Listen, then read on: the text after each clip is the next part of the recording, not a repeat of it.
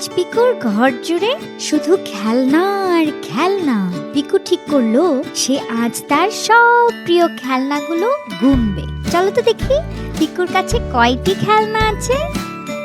1, 2, 3।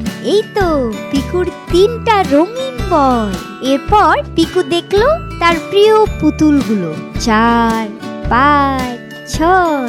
ওরে বাবা, পিকুর তো অনেক বন্ধু। 7, 8, 9। আর এই যে সবশেষ 10 নম্বরটি হলো পিকুর প্রিয় নীল রঙের গাড়ি। গুনতে গুনতে পিকু তো সব সংখ্যা শিখে গেল।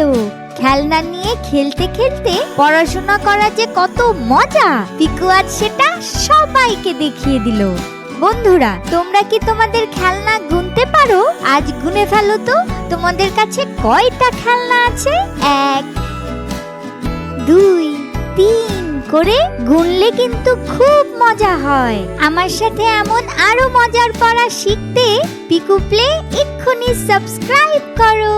টাটা।